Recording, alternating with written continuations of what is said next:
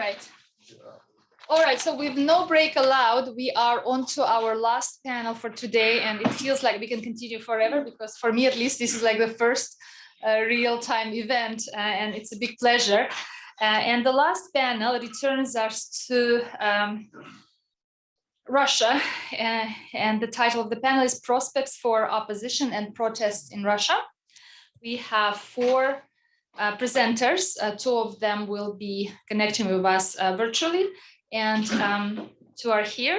And we are going to start with the presentation by Irina Busygina from Higher School of Economics and Ekaterina Paustyan from University of Bremen. The title, Ready to Protest, Explaining Protest Potential in Russian Regional Capitals. Irina, Ekaterina, how are you going to? Please, the floor is yours, 8 minutes, and I will somehow. Thank you very much. Thank you very much, Gulnaz. It's so nice to see you today and all of you. And by the way, there are 5 of us, not 4. And we were told by the organizers that because we are 2 presenters for 1 presentation, so we can have 10 minutes. But we will try to do it in 8. Right. So now what I will do, I will start and then I will pass the floor to Ekaterina. Now let me share with you the presentation.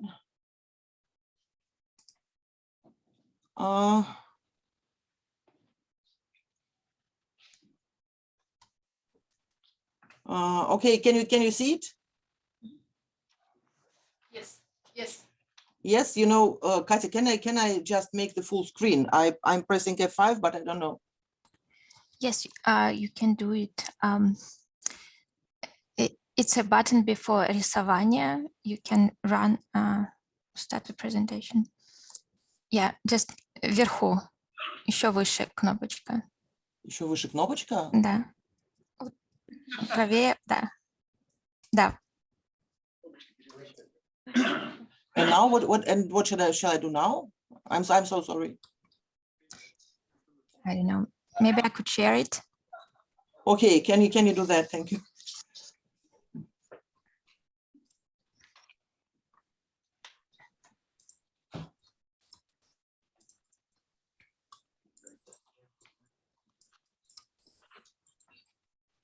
Yes.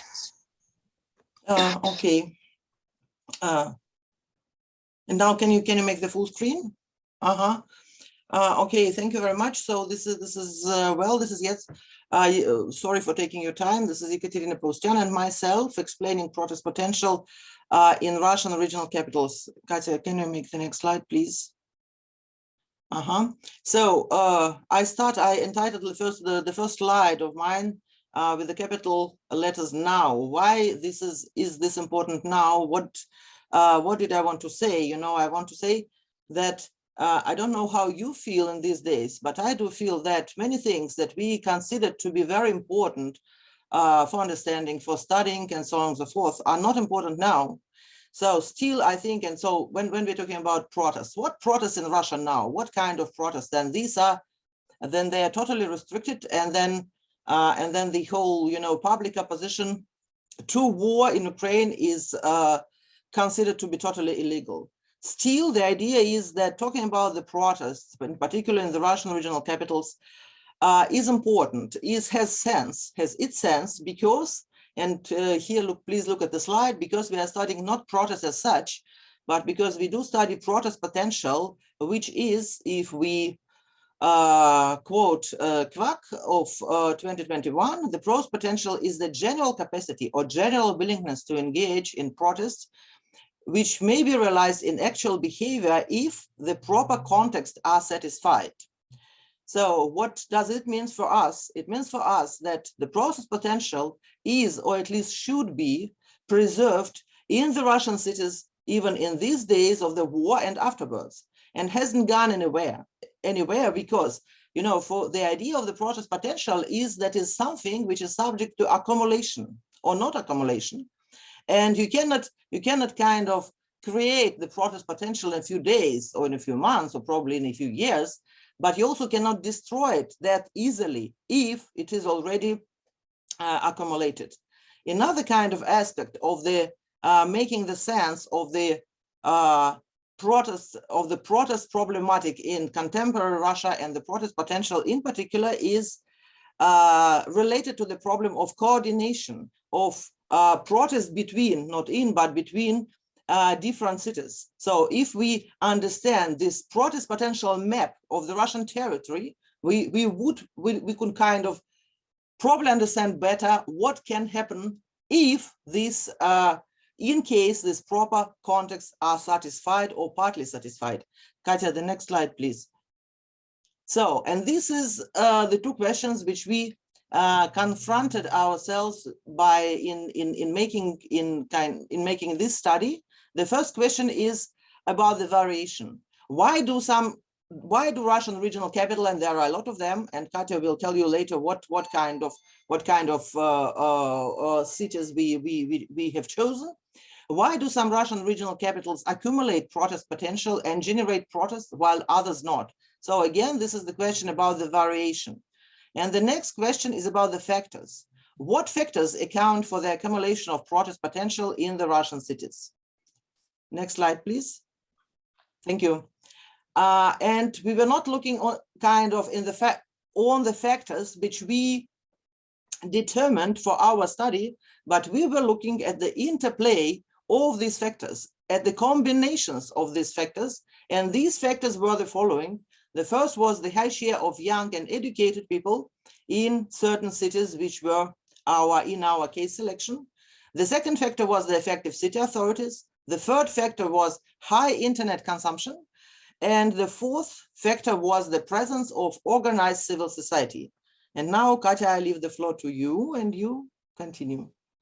Yes, thank you very much. So I'm taking over and continue by explaining the empirics and results that we have. So we focus on 2021 protests in support of Alexei Navalny for two main reasons. The first one is that the scale and scope was much more greater than in 2011-2012. And the second is that there was a highly unequal distribution of protest activity across different capitals, and we could clearly see a large variation in the number of protesters across the country. And for the analysis, we selected 53 cases. These are regional capitals of Russian oblasts and krais, but we excluded Moscow and Leningrad oblasts for obvious reasons. The administrative centers are located in Moscow and St. Petersburg respectively.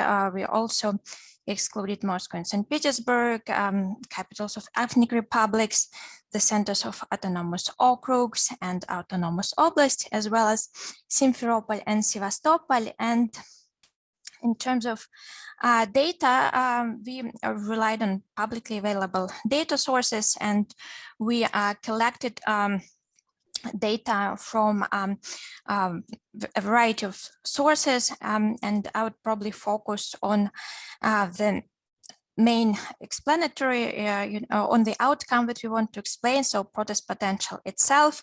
So to assess protest potential accumulated in the Russian regional capitals between January, April 2021, we collected data on the number of registrations for the protest march in support of Alexei Navalny that was announced for April 21st, 2021, and the data were collected on April 20, so right before this March.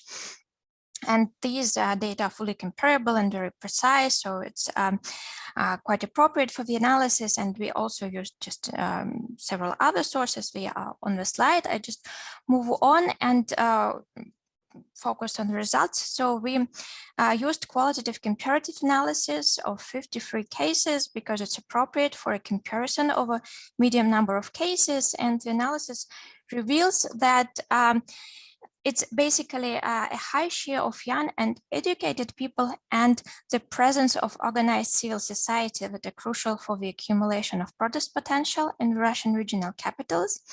And typical cases include, for example, Ekaterinburg, Perm, Novosibirsk, and some others. That makes perfect sense. At the same time, Stavropol represents a deviant case.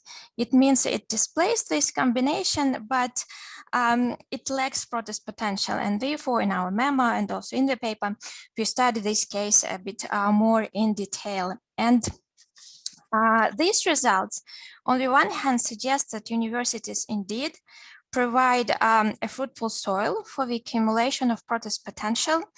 And however, I would like to note here that since the focus of our analysis is a protest potential associated with support of opposition more generally and with support of Alexei Navalny more specifically, it is quite plausible that young and educated people at least able to get information that represents an alternative to state media propaganda.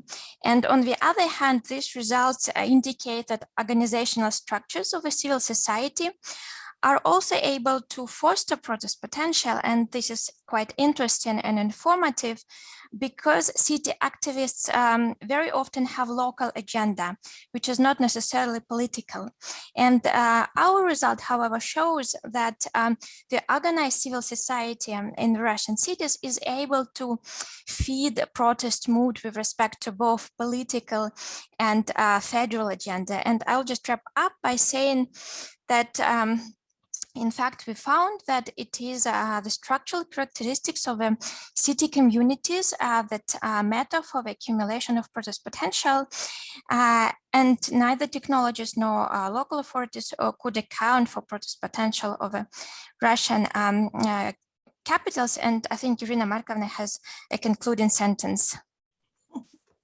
Then you can show the slide. Yes, so this is conclusion. So this is, yes, this is just 20 seconds for the conclusion. Yes, so what we try to look again, this is what makes protest potential, what factors together make protest potential, and where these protest potential is accumulated, particularly in Russia. So this is rather the structural features of urban communities than technologies or local authorities. And if the proper contexts are not there at the time, not at all, none in Russia, but still, you know, if in the future, if we live, in case we live to better days and the proper context is there, now we probably have a little bit better understanding where to expect political protest based on the accumulation of protest potential. Thank you very much. Thank you, Katya. Thank you very much, Irina, Ekaterina. I think perfect timing here. And our next presenter is Stephen Crowley from Oberlin College with presentation entitled From Stability to Stagnation, Economic Reform and the Fear of Social Protest in Russia. So we'll continue to look at protest issues, but from the economics perspective now.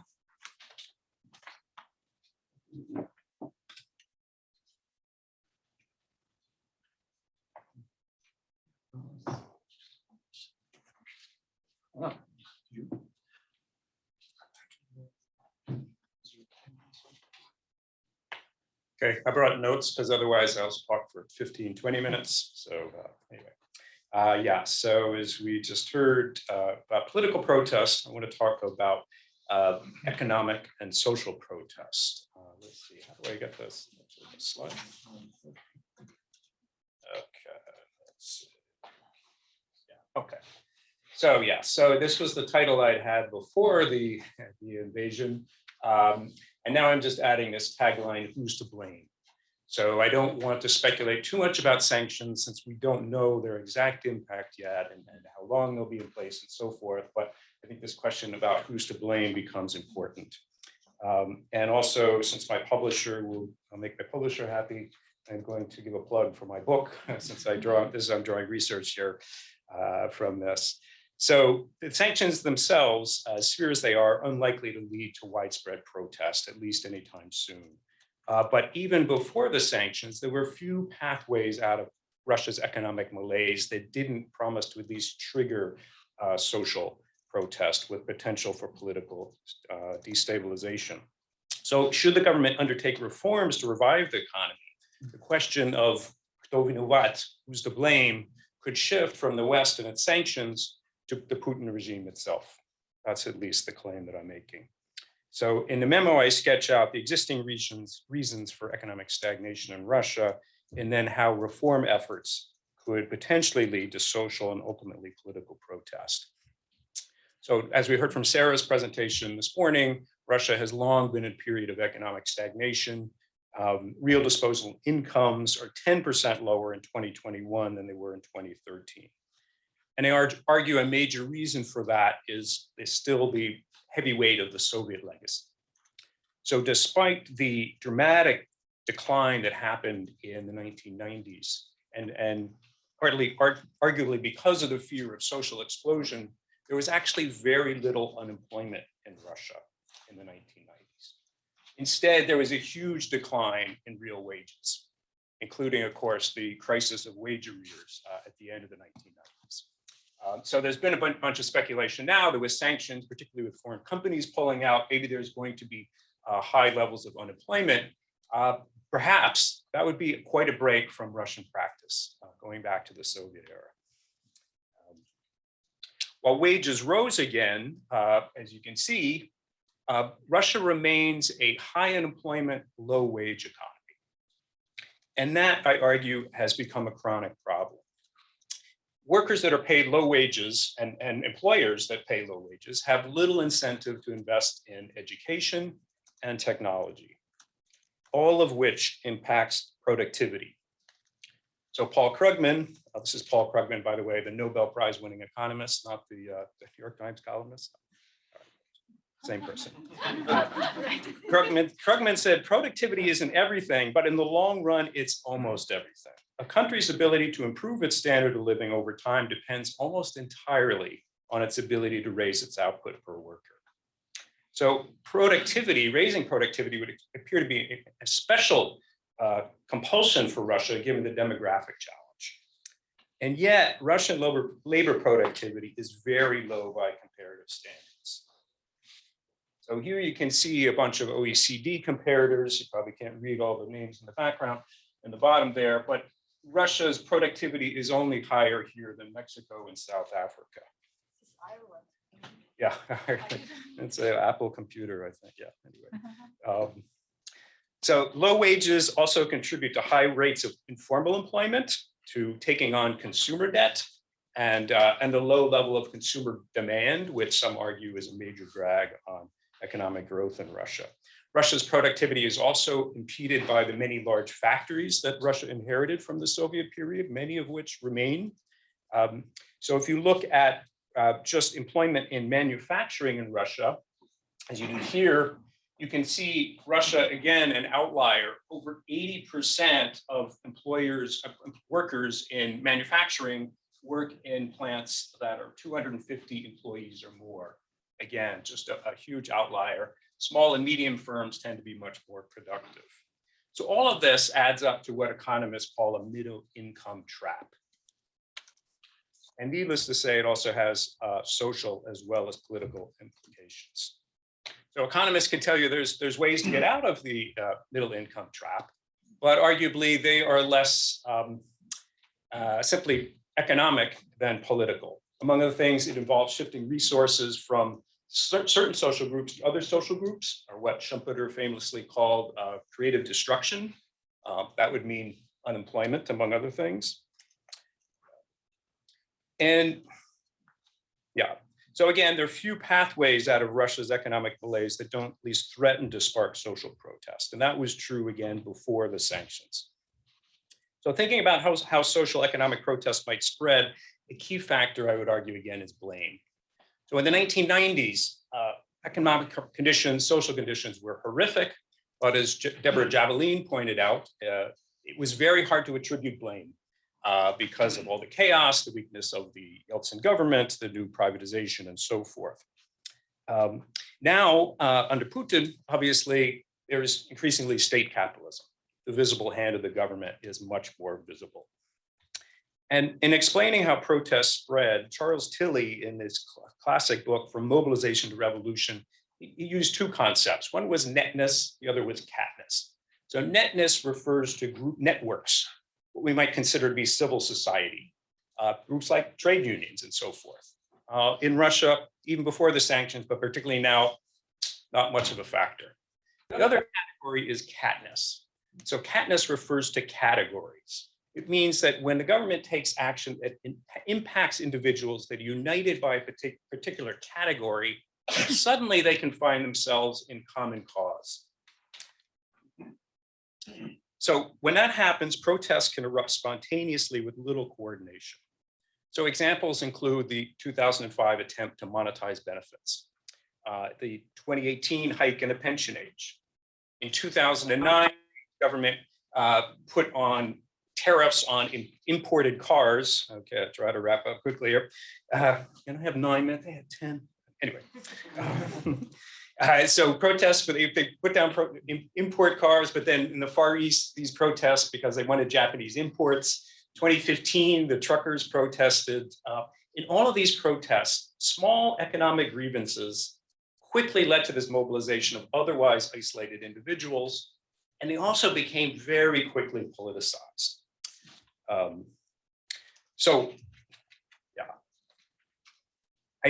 In the memo, I explore Putin's well-known fear of color revolutions. I argue that color revolutions, particularly those that have happened recently in neighbor countries, have been underneath them have been deep economic grievances and government actions. 2017 in Belarus, there was a tax on parasitism, basically a tax on the underground economy that led people to protest.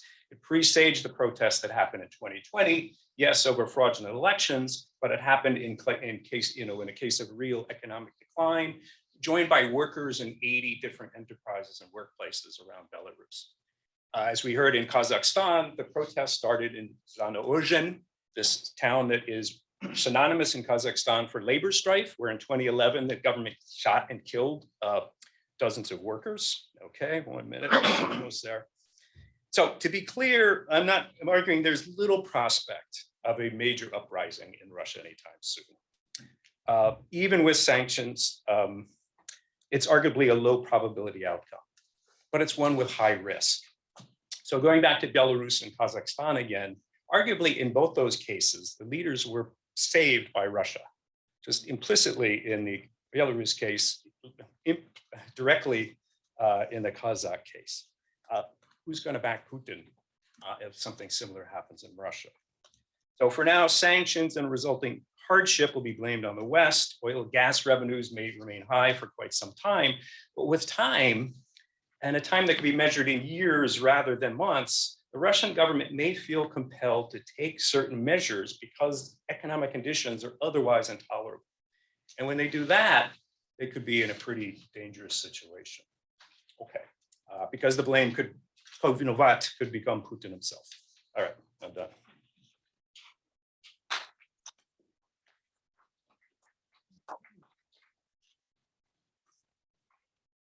Thank you, Stephen. Good timing. And our third presenter is Robert Orttung from George Washington University. From International Society Must Act in the Wake of Russia's Failed Opposition. So we are looking now outside Russia and the promise of international society. Let's see. Thank you, Gulnaz. So I put the title together like that just to give you the main point right up front and make it very clear where I was going with it. But really what I wanted to look at was what's going on in Russia and then how we can respond to that as outsiders. So the key question that I'm trying to address here is what is the relationship between the Russian state and the Russian people? Sam has obviously addressed this question in great detail, but I wanted to think about it a little bit more. And then obviously, what does it mean for the rest of us? And so using my 8 minutes, I wanted to give a quick shout out to the Russian Analytical Digest. Like once you've read all the PONARS memos and you're sitting around the house wondering, what should I do now?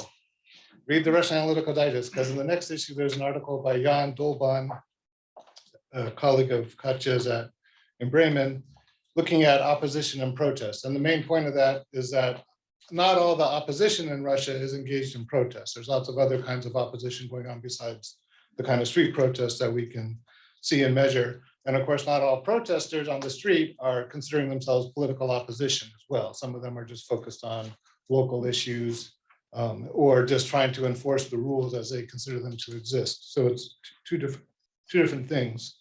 But if we look at the role of the state and opposition in Russian society, it's pretty clear that the Russian state is pretty much like any other state, whether we're talking about an autocratic or a democratic society.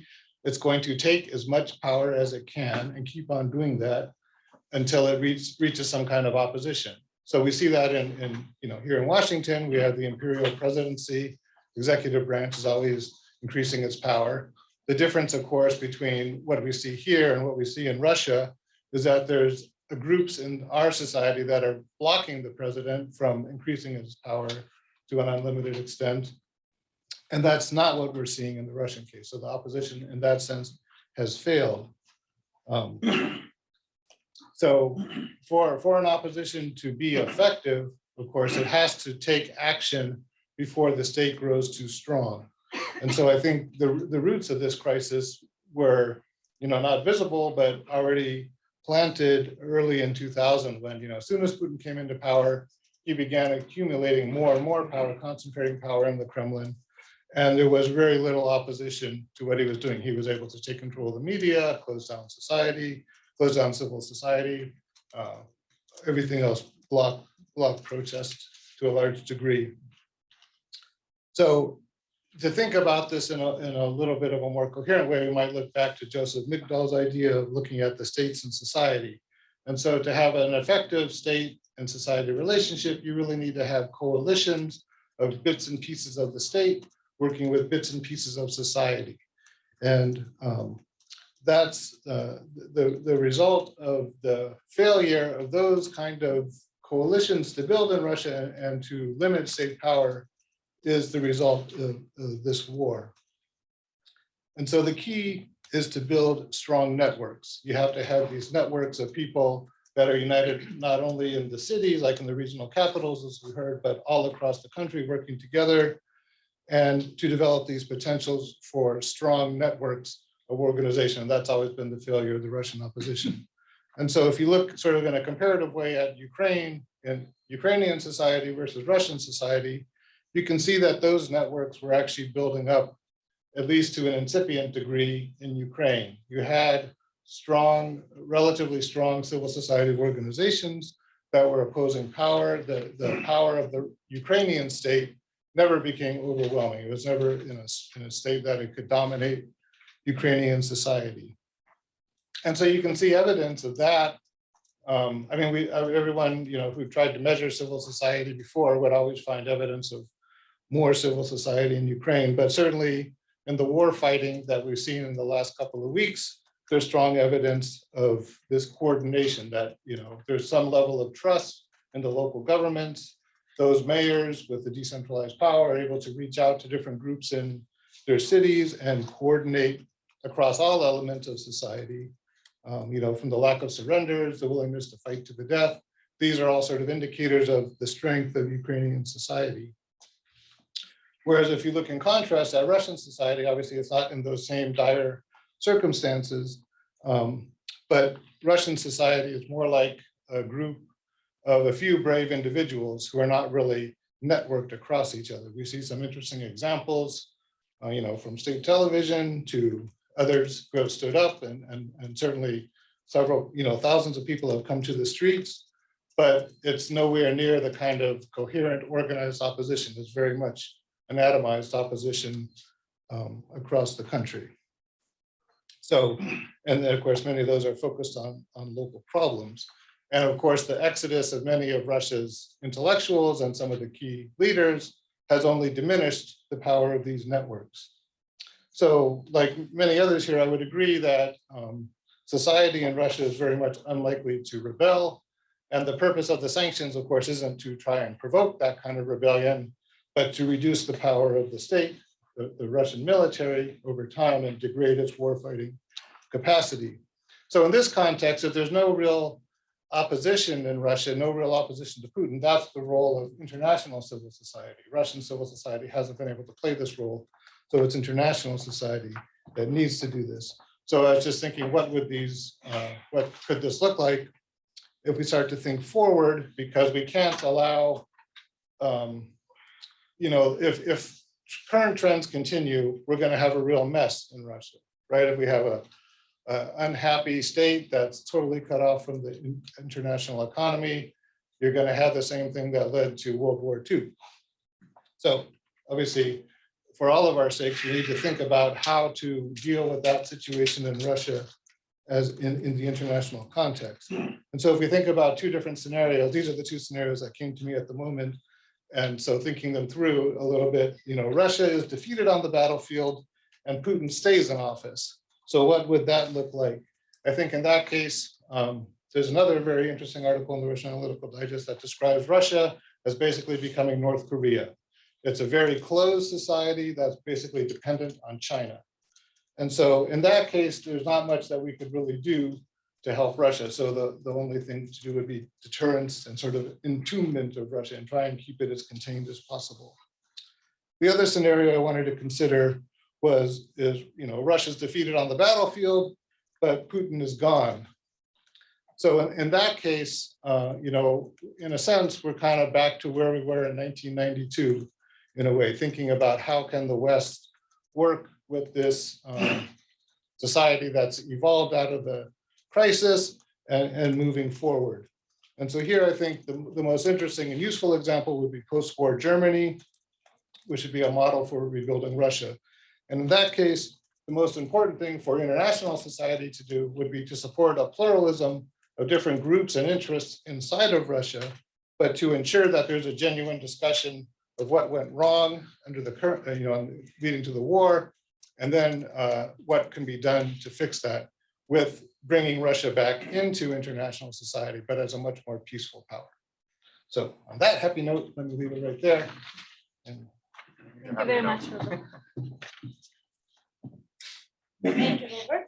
Our last, not least, presentation is by Andrei Simonov from the Center for Comparative History and Politics at Perm. Contentious cities, urban conflict in Russian Millionniks, the cities with over 1 million population. Andrei, are you with us? Yes, thank you, Gulnaz. If I can launch the presentation, that would be great. Let me share the screen then. there you go. Okay. Perfect. Well, first of all, I wanted to thank Marlene, Henry, Sarah, and the rest of PONARS team just for keeping this community together. I think it's very important. And much of the work that I'm going to present had been written before the war. So maybe some of these arguments or whatever might be irrelevant, but I have some political implications of the study we've done so far. So I'll be glad to discuss and to hear comments and questions. The motivation for the study comes directly from my previous studies and from the previous work that I've done on protest, on mobilization and protest in Russia. And if you count the number of what is called the urban protests, so the protests that are about physical symbolic transformation of urban space, they are quite ubiquitous in Russia. So we can see the average number per year. It's about 16% of all the collective actions in Russia that are dedicated to the urban local issues. And I think what is important, there are studies that have been done on Moscow and St. Petersburg by excellent scholars, some of them sitting in the room, but less is known about the scope of urban contention beyond the capitals, in other cities, in other places. So what we've tried to do is to expand this study to the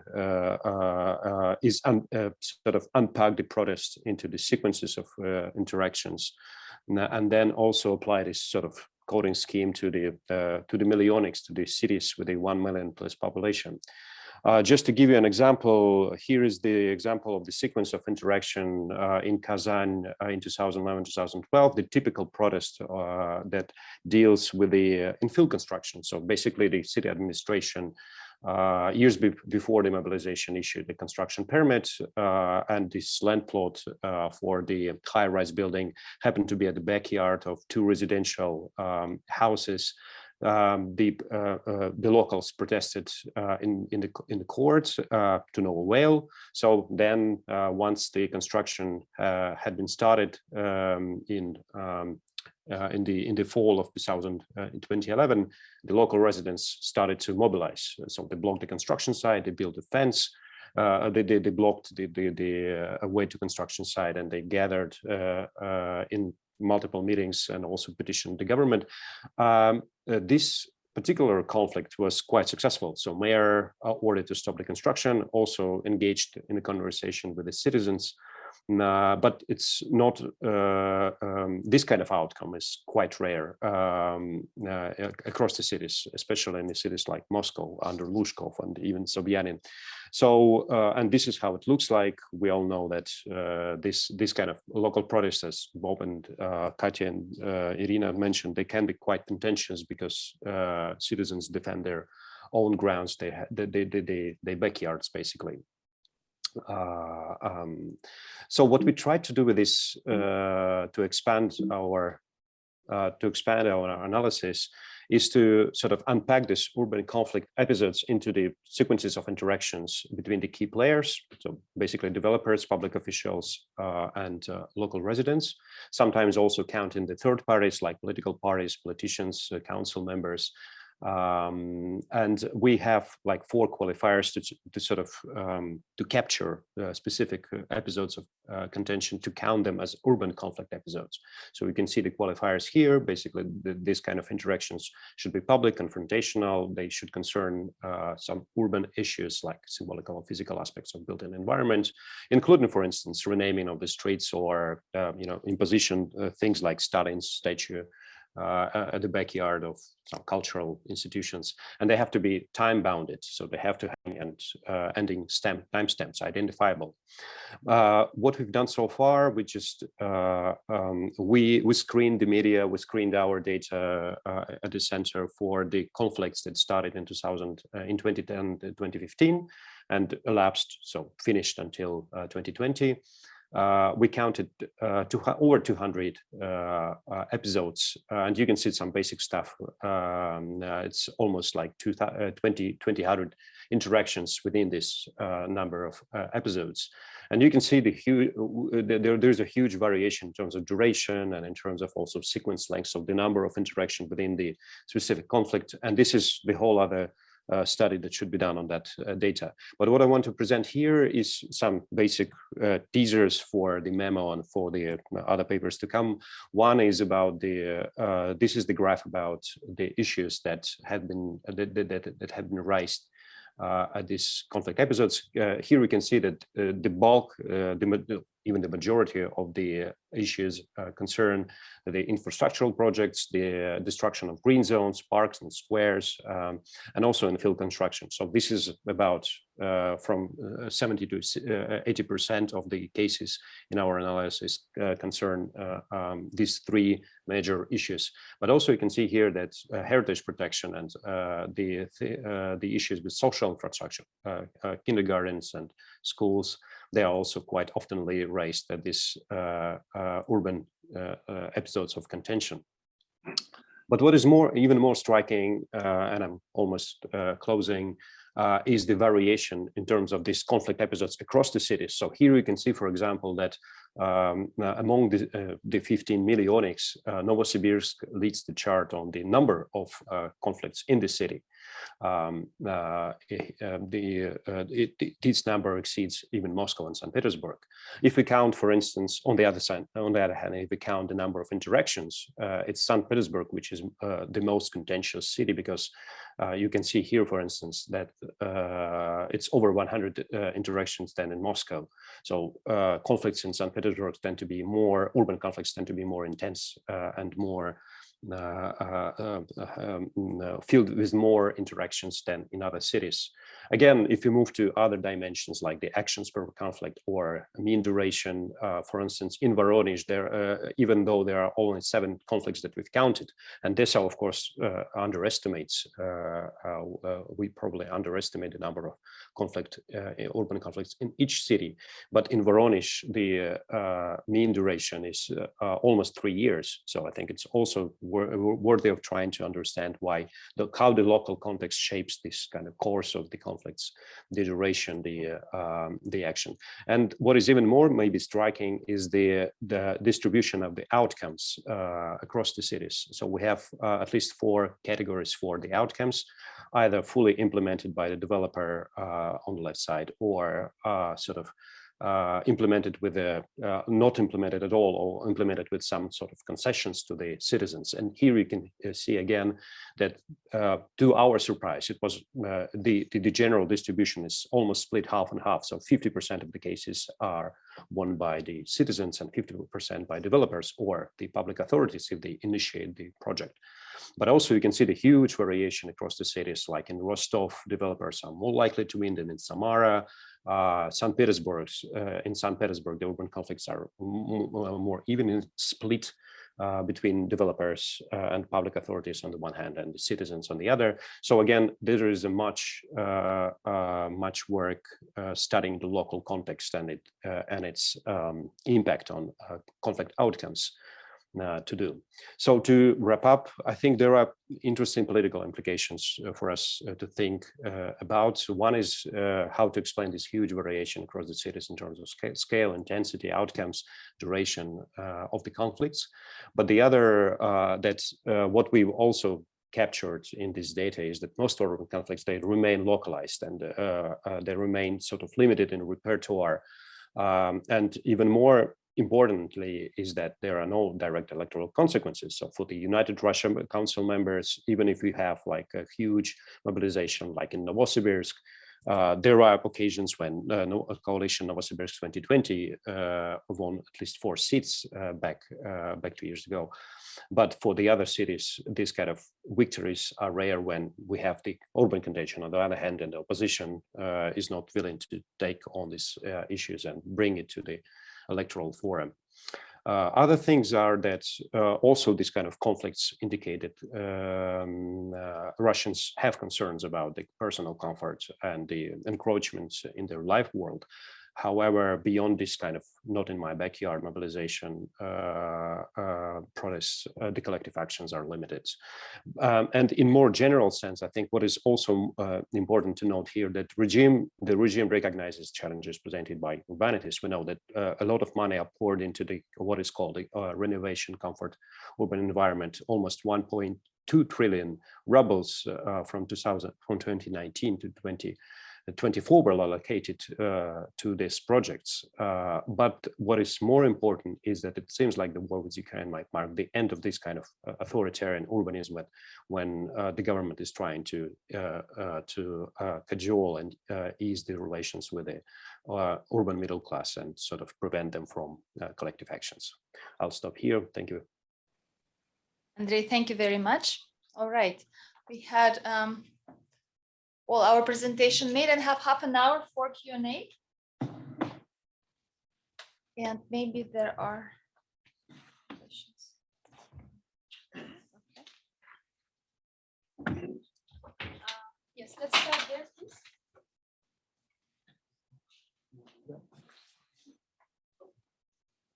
Right there.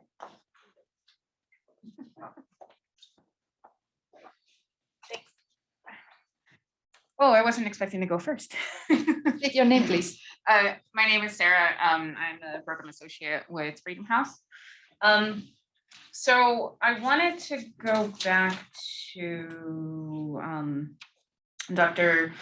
Orttung's remarks, and I wanted to unpack a little bit what you said about the cohesion between Ukrainian civil society and the government and local governments, and how like it's a very positive thing. And do you think, this is why I was hoping I didn't go first, because I was gonna try to hone in my question a little bit. Okay, so how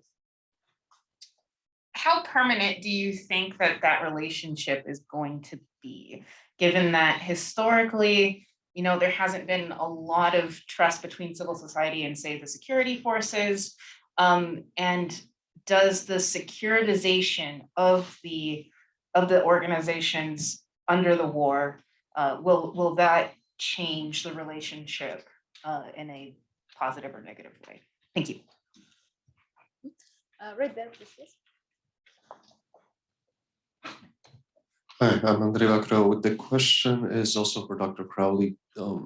Ukrainians have untapped oil resources and they're a primary exporter of wheat. Presumably Putin himself is aware of these economic stagnations that you're mentioning, the lack of efficiency in these input-output nuances. So my question is, do you think that the real reason, aside from these pan-Soviet narratives, the real substantial reason as to why Putin decided to project this aggression and in his ideal mind, perhaps annex Ukraine, is to capitalize on these resources, given that we've also heard of the lack of migration in Russia, perhaps he idealized to use the incoming Ukrainian demographic as potential labor force for enhancing these oil resources and these wheat resources to also diversify the Russian economy. How likely do you think this scenario was the case as the real justification for the invasion? And obviously, do you think that there would be post-war scenario given April or May or whatever else? Do you think that in some meaningful way, Putin and overall the Russian economy could benefit from capitalizing on these Ukrainian resources? Can we have one more question right there below? Behind, yes. I'd like to hear from Irina and Katya about what their protest potential research tells them about what to expect in terms of protest as a result of economic hardship, where they think what pattern it might take. And I'd love to ask Stephen, when we think about Putin's economic reforms or what Russia might eventually be forced to do, what he think would be tolerable, given what we know that the government knows about perestroika, and when you start tinkering where that all ends up and how much is impossible under the current political structure. So much of it is completely tied in. It's very hard to see what economic reforms might actually be feasible. Thank you. Robert, do you want to start? Sure. Thank you very much, sir, for the question. Oh, 1 second. Yeah, maybe use the microphone. Thank you very much for the question. So I think, if we talk about the connections between Ukrainian civil society and the local government officials, I think, from everything I've heard from Ukrainian colleagues around the office and thinking both at the local level and at the higher level, it's surprise. Like, I'm surprised that, Zelensky was able to turn into such an effective and coherent leader. Never expected that. And I think it's probably the same with the local officials. I thought they were all corrupt and just in it for themselves, but it turns out they're actually willing to stand up and protect our city and, organize the resources, things like that. So it's not like there was this great level of trust between them in the first place, and then all of a sudden it blossomed into this kind of effective resistance that we're seeing to the Russian military. But it was a sufficient level of contact and knowing each other and having some sort of sense of how things work. And I think that's what allowed the kind of resistance that we've seen. So it wasn't a lot of trust, but it was a sufficiently minimal level of trust. And then in terms of the securitization, I think, people like to compare Zelensky to Churchill now. But another, in the great wartime leadership, but another aspect of Churchill's leadership was as soon as the war was over, they booted him out of office and, found somebody who was more appropriate for peacetime. So I think that probably would be the most effective scenario in this case too, that during the war, it's important, to securitize things and it's all about defense. But then, once the war is over, presumably, and things can go back to, in this case, to rebuilding, reconstruction of the cities that have been destroyed, then you're going to need different kinds of leadership. And so the securitization will be, like a object for myth making, for building up national unity. Our colleague Oksana Shevel likes to say that Putin is the great nation builder in Ukraine, in a sense. And so the wartime fighting will be used as a way of bringing people together, but then there'll be a need for different kinds of talents. And those talents will be organizing resources, making sure there's no corruption in the aid process, things like that. And so hopefully the securitization will be set aside and we'll focus on effective economic management and coordination. Thank you, Robert. Stephen, I think you had at least 2 questions. Sure, yeah. So in the first question, does Putin have sort of economic incentives for the invasion of Ukraine? I would say no. I would say, I mean, for one thing, looking at what happened in the Donbass from 2014 until currently, I mean, this was the industrial center of Ukraine, and it's just been devastating because of this occupation. And I think too, I mean, just as sort of an aside, I mean, I'm old enough that I actually hung out with coal miners at the end of the Soviet Union who were protesting in the Donbass for an independent Ukraine. And you knew there were coal miners because you would see these protests and, you know, for independent Ukraine, we want the Ukraine. And then they would look like they were glam rockers. And then you got a little closer, like, oh, okay, it's the coal dust you couldn't get out of your eyes. And it's so sad just thinking about that, what has happened since. So, and thinking about that, I mean, think about 2014. It occurred to me before 2014, I would have said that Putin was a pretty sober realist. Like he was pretty unhappy. We knew that, right? He talked about his red lines and everything like that. But after 2014, if he was really thinking soberly, he would have said to the West and to NATO, EU, you take Ukraine for 4 years. Go ahead. You know, it's an economic basket case. I'm sorry, but you know, the IMF is going to come in, impose austerity measures. People are going to be screaming. They're going to vote back, and we're going to have, you know, another Yanukovych or somebody like that. Instead, he saw things through geopolitical terms. He took away the pro-Russian population out of the vote. You know, I mean, and turned the Donbass into a basket case that's now a drag on the Russian economy, and will be if you know, maybe they'll get to keep it. Ukraine, I mean, really, do you want to fight to hold on to the Donbass? I mean, think about it in economic terms. I don't know the answer to that, but just think that through. On the question about, if I understand the question right, for economic reform for Putin, thinking about how can I go about reform without provoking protest? I mean, this is a puzzle. Where is the line? I don't think he really knows.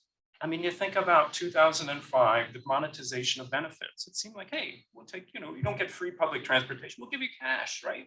All of a sudden, people are out in the streets. 2015, a small tax on truck drivers.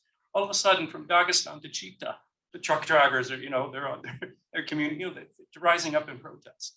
Henry Hale, in this paper with Nikolai Petrov and Masha Littman some years ago, talked about this, so the other side of censorship, the other side of not having like a really responsive parliament, that seems like it's making you strong, right? But you have no feedback. You don't really know what people are thinking. So this is also, Tim Fry makes this argument in his book, you know, the weak, strong man. There's trade-offs here. So you seem to be making yourself stronger, but are you putting yourself in a more precarious position? Thank you, Stephen. Irina and Katya, I think there was one question to you, and then I will read out 2 questions to Andrei. Gulnaz, can you hear me? Yes, we hear you pretty well.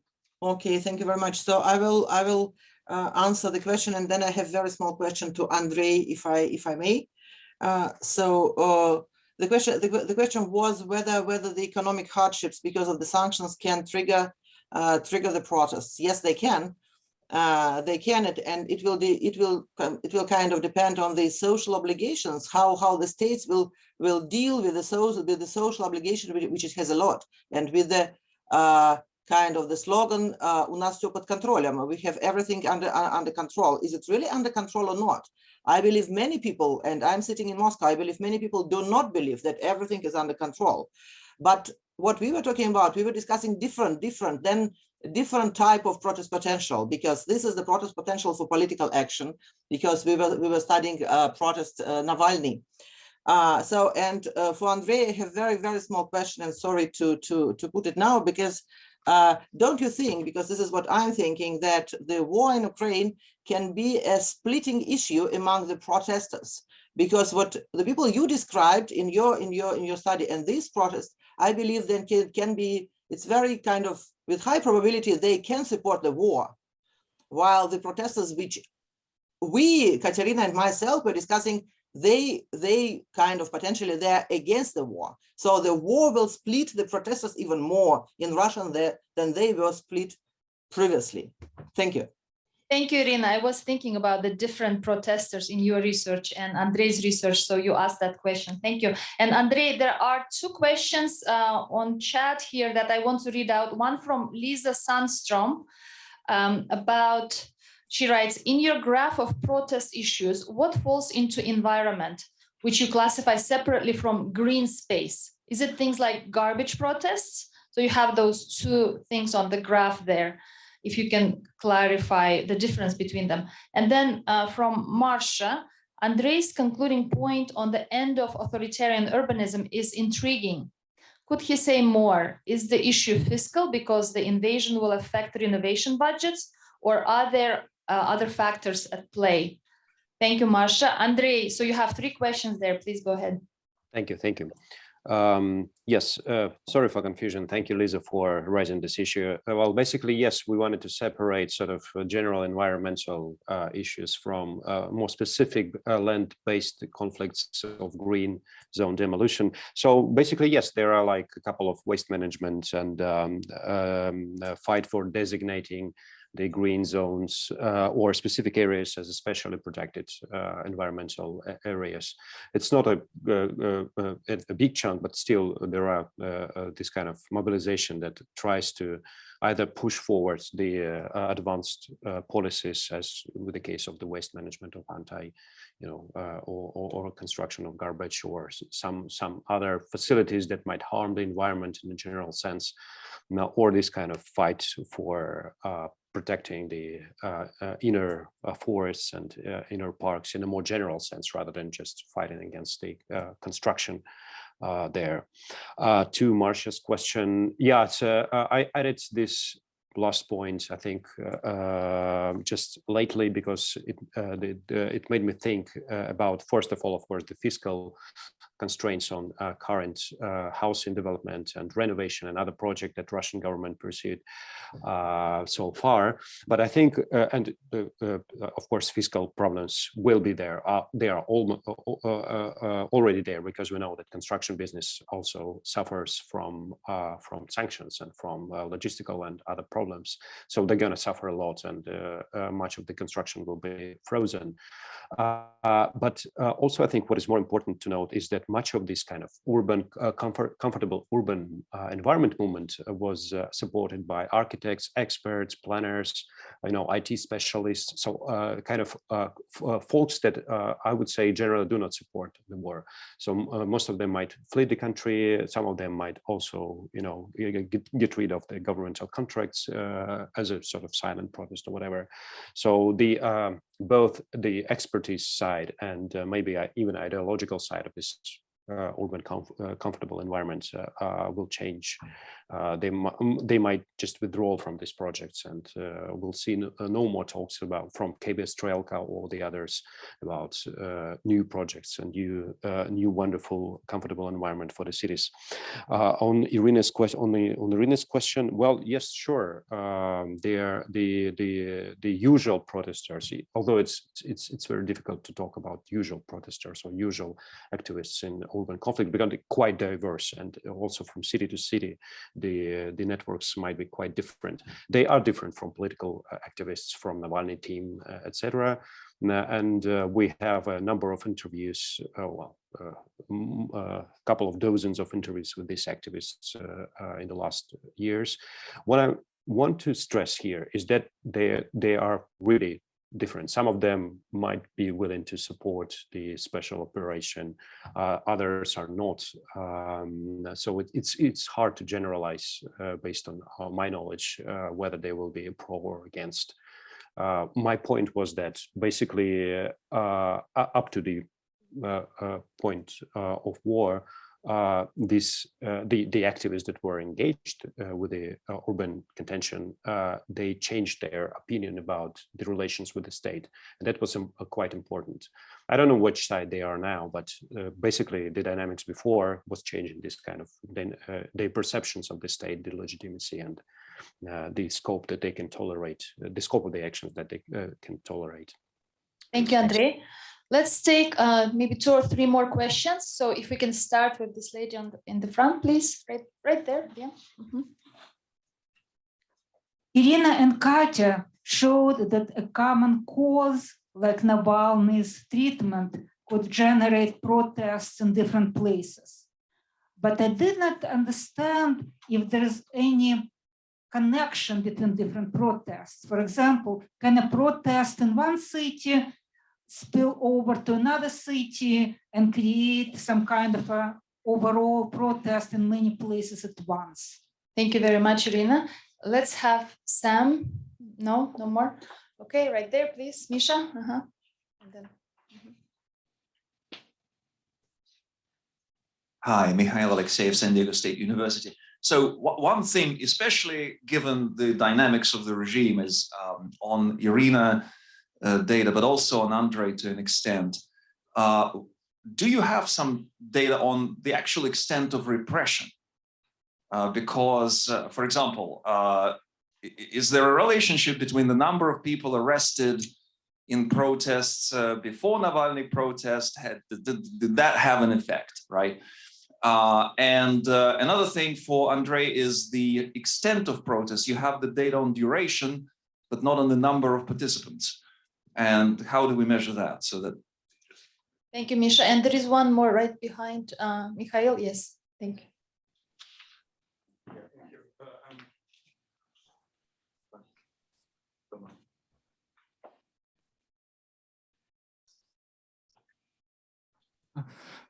Okay, Volodymyr Kulikov, Central European University, and I have a question to Dr. Crowley. And these graphs and numbers are very impressive, but my question is that how much sense do these average numbers have? Because, you know, maybe it would be enough to have critical mass of frustrated people in certain profession or in certain location. Exactly these miners whom you mentioned before, where I'm thinking about Petrograd in 1917. And then it starts a process and going on. Thank you. All right. And also let me read out the last question. This is from Andrei to Steven. I wonder how much unemployment for Putin's regime is willing to swallow given the general reluctance of the government for layouts. So the degree of unemployment that the regime can swallow. All right. Yes, let's start. Irina, Katya, can you start answering yours, please?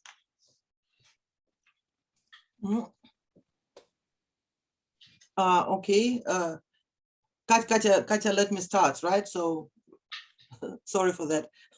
So this is for Mikhail. No, we don't have the data. We did not collect the data on repressions because we saw our kind of task differently. Although I confess this is an important thing. And the first question was about the city to city. This is the spillover from one city to another city, and this is absolutely a crucial question. Absolutely. But for Russia, this is double, million times more crucial than for other countries because of the Russia's territorial size. You know, and this is the process of coordination, how you can coordinate the process. On Navalny, they were coordinated by default in a way because they happened kind of in one day and with a specific reason. However, the problem of coordination is, you know, it's tremendous. You know, there is no answer. There is really no answer because if you would look at the list of the cities which Katya presented, which cities kind of have the most protest potential, and if you would look at the map of the Russian Federation, you would see that these cities are from Kaliningrad to Vladivostok exactly. You know, so Kaliningrad and Vladivostok, they both they come into this group, and then you would have the cities. These cities like a kind of like a line, you know, from the east to the west, or from the west to the east. But the problem is that the distances are tremendous. They are tremendous. But this is also kind of, for me, this would be good and bad news. So the bad news, this is what I just told you, because this is the kind of no coordination, but this is also the coordination of everything in Russia, also kind of initiated by the state, is also very kind of more complicated than it would be in the other circumstances. And that's why I think the scenario with Russia being in North Korea is absolutely impossible. Russia is not North Korea because of its territorial largeness, if you want. You know, and this is I don't imagine the level of inter-system coercion which could make Russia be a North Korea. I think this is absolutely kind of unpractical. Thank you very much, Katya. Sorry. Thank you, Irina. No, thank you. I think these are important points, and I would just add two things. The first is that we didn't collect this data on repressions, but it exists, and I think over there Info provides detailed information about the number of people detained during Navalny's protest, during anti-war protests that took place recently. So potentially such information is there. And the second point about coordination across different cities, and I think it was the main strength of Navalny's team that they have this developed network of headquarters located in different regions across the country. And by having this network, they could really mobilize people there. And therefore, there's no surprise that this network was attacked, and Navalny's, was arrested, and his foundation was announced as extremist. So because exactly of this threat of being able to mobilize and coordinate protesters, not just within one city, but across the country. That is why it was destroyed. Thank you, Katya. All right, let's move to Stephen. I think you had a few questions, yeah? Okay, thank you. So on Vladimir's question about the, so could it happen by profession, say, as the miners in 1991? When you think about that in the Soviet period, they had this strike in one mine in Mezhrenchitsk in the Kuzbas region because they were out of soap. And then quickly, all the coal mines in the Soviet Union were on strike. And the argument I would make about that was basically they were in one category. They all belonged to the, worked for the Ministry of Coal, the Soviet Ministry of Coal. Whereas, say, the steelworkers in the Kuzbas and the Donbass never went on strike. So they were united in a kind of a category in a way. And now you have obviously much more privatization. So that becomes less likely, perhaps with state sector workers, say teachers or healthcare workers, but much of that is also decentralized in Russia. They sort of push the optimization onto the regional governors. You have to take care of that yourself. So a little harder, it's still possible that way.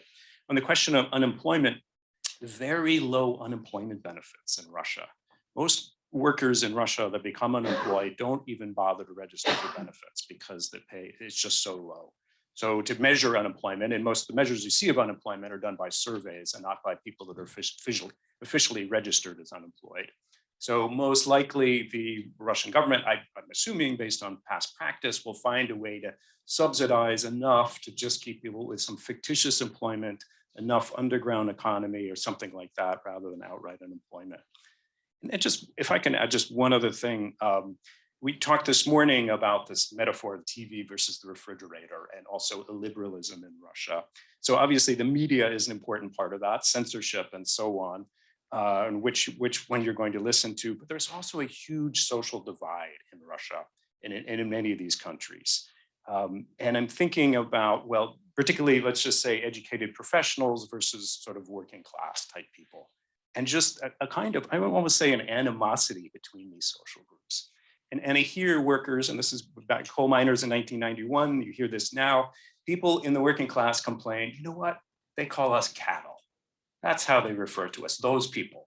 And not talking about Putin, talking about the, the educated professionals in Moscow and St. Petersburg and elsewhere.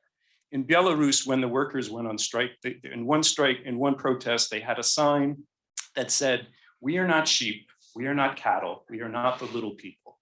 We are the workers of the Minsk tractor factory, and we're not 12 people, we're 14,000, right?" So just, emphasizing one, their kind of dignity, but also their social power. And in 1991, when these miners went on strike in the Donbass, in the Kuzbas, again, in the Donbass, they protested for an independent Russia, independent Ukraine. In the Kuzbas, they allied with Yeltsin to help bring about an end to the Soviet Union.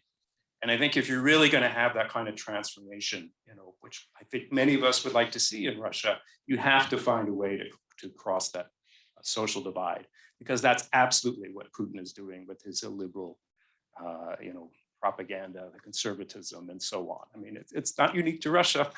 We can see this happening in many places around the world these days. There's another question on the extent to which unemployment could be tolerated by the regime. Or you'll Yeah, so we're saying very low benefits, unemployment benefits. So it's for people to actually be unemployed again. It would almost be unprecedented high rates of unemployment as opposed to very. So you don't expect very high rates of unemployment. It could happen, but it would be unprecedented and again potentially dangerous. Okay, can I just add to this story of unemployment a little video clip from Kazan's mayor, Ilsur Metchen, that was going around just a few days ago, where I didn't expect that he will be addressing so openly people, saying, all right, I would like to draw your attention to your gardens and to the necessity of planting not flowers, but food is going to be needed. And, you know, so there is a certain degree of responsibility and open communication with regards to potential problems. So this, I think, related to unemployment issues as well. Any last burning question? Yes, please, Denisa. Hold on. 1 second. Okay, we only have 3 minutes, so right, 30 seconds to ask. I will try to make it fast. So the question is for Stephen Crowley. The sort of this idea that there isn't much room for the reforming that Russian state can do to improve labor productivity.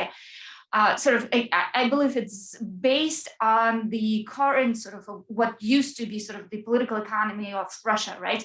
So with Russia effectively closing off from the West, there are a lot of those assumptions being sort of violated, right? So do you think that there is additional space for different types of reforms and which perhaps could lead to not only different sort of composition of the economy, but also to perhaps improvements in labor productivity? So in other words, are there other possibilities out there, as now the oligarchs fleeing is not a problem? Everybody who could fled and now they cannot go. Soon, I'm afraid you only have 1.5 minutes to answer, so you're short. Yeah. Oh, okay. The short answer is I don't know. So I can say that. Huge problems. I mean, as some people have pointed out, Zugorevich has pointed out, a lot of manufacturing plants in Russia rely on imported parts and technology and so on. So how do you make that sort of rapid transformation? I don't know. And it's not to say that Russian, you know, the political economy has changed. It's sort of done it by attrition. So they have downsized, you know, in many places, but it's almost like workers leaving of their own volition because things are so bad, they'll just go work in the underground economy. And what's kind of interesting, and there's a kind of a contradiction at work, because on the one hand, you have state capitalism, right? The state seems to be more and more in control, but there's also, from qualitative work, I see a kind of transition in people over the decades from a kind of collective paternalism to a sort of individual perspective, a kind of neoliberalism, you know, in the sense that, well, if wages stink, then I'll just work in the underground economy. If wages aren't good enough, I'll take out a loan. And if I'm not successful, well, I'll just blame myself. You know, it's from me. But then again, when the government takes certain actions that impact people, then it's, oh, wait, it's not me anymore, right? It's them. We can see who's to blame here. So that's not really a good answer to your question because I don't know. All right. Thank you very much, Stephen. So I would like to now invite Henry Hale to give closing comments, but while he's walking here, can we give a round of applause to the panelists?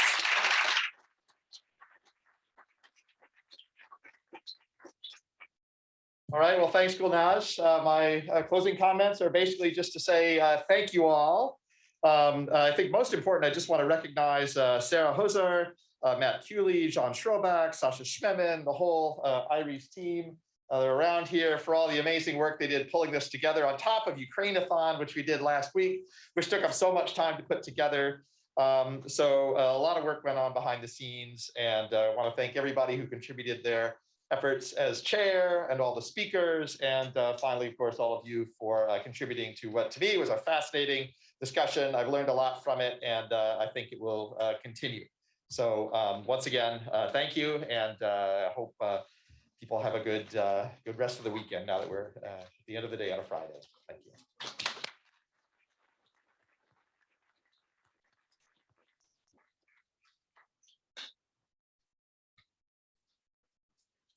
No.